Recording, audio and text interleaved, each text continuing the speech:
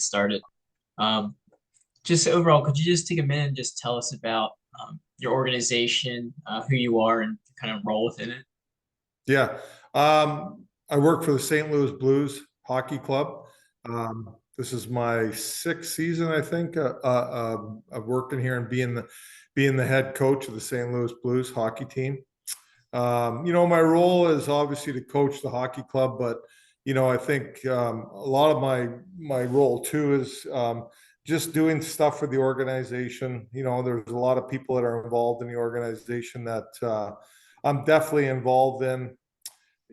From sponsors and just fans and season ticket holders and all that kind of stuff. There's obligations that I have to do, and I enjoy doing them. They're the people that really drive it all, is the fans and the season ticket holders. So you got to make sure that you take care of them. We have a great fan base here in St. Louis that are really supportive of the team. Great. Would you briefly just tell us kind of like the vision of where you're heading towards, this upcoming year? It kind of coincides with some of the goals we'll be talking about, but just overall, was there like an overall vision that you had for the organization heading into this year or towards the end of the season or kind of rebuilding for next year? Yeah.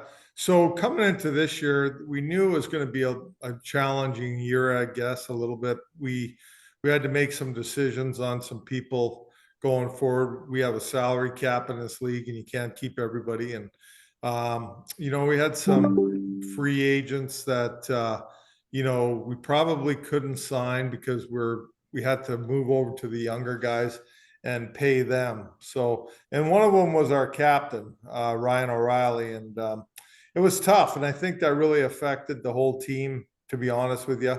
And we didn't really do as good as we should have. But going forward, we traded all our free agents, including our captain, and it's kind of a change over to a younger group of players that we have here, and more that we have coming next year. Now, whether they make the team or not, these young guys out of junior, we'll have to wait and see. But there's probably a good chance that they can make it. So we'll have a real young team next year.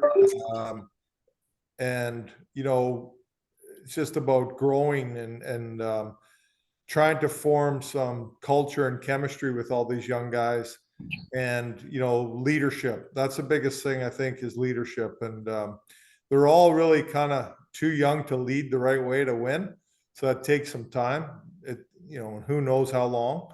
I think everybody's different, but once we get that leadership down and the culture with all these young guys, we'll be really headed in the right direction. So I don't think we're rebuilding. I don't really call it that, because we have a number of players that are in a prime age to win still. So it's a retool, it's more of a retool. Great, great. In addition to that, how would you describe, I guess, I know kind of coinciding with that, how would you kind of build morale?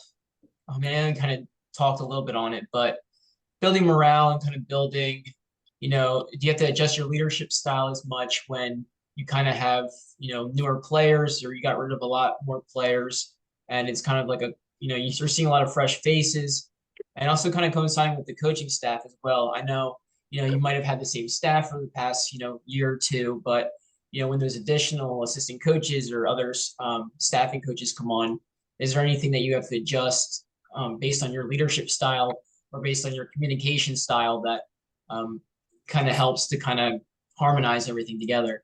Yeah, I think what you got to do for leadership, to teach players how to become leaders, is you gotta form a culture first and foremost, and then you got to really make sure that everybody's buying into that culture. And that's where the leadership starts to form. And the other thing is, you got to probably choose your three or four guys, maybe it's five guys that you feel are going to lead your team down the road, and you got to really spend a lot of time with them, put them in situations to lead. I think you got to teach them how to lead. But every player is going to figure out his own way of leading. There's guys that are vocal leaders. There's guys that are on ice leaders only, not off the ice. So there's got to be a variety of leaders, I believe. And I think it's just about teaching them how to do it. There's many ways you can do team building things that we do and get together and do a lot of team building stuff when we can. I know it's a busy schedule, but just making sure you get guys together and doing stuff together so they really start to really enjoy each other and want to be around each other and form that bond, because then that bond goes on the ice. And when you get, then you start to really play for each other. And that's the key, is just becoming a team. Like, you could have great individual players, but if there's no team within those players, you'll never win. It's hard to win. You got to have a real good bond, real tight team. That's the key. And as far as coaches, we probably will be bringing in some new coaches, and I think it's important that we bring in, a couple coaches that are younger, that have new ideas, that are good with young players, with teaching skills, but also communicating with them. Maybe similar age and or maybe a little younger than, say, a guy like me, that can, work with these young guys and help them along the way. Great. And I guess just to touch on, kind of like timing a little bit. I know, with the Philadelphia Flyers, your kind of coaching career was a little cut short. I was wondering, during that time, did you feel as though you were given enough time to actually like lead that team? And, in the next couple of seasons, were you capable of leading that team to success?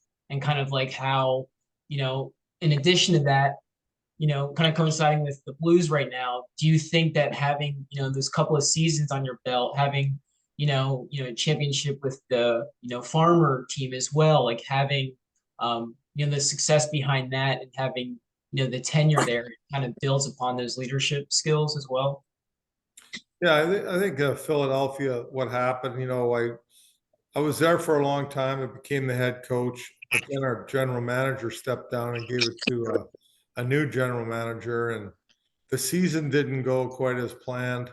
I think, he didn't think that we were going to have a great year either. There was a bunch of aging veterans on that team that were probably going to be removed.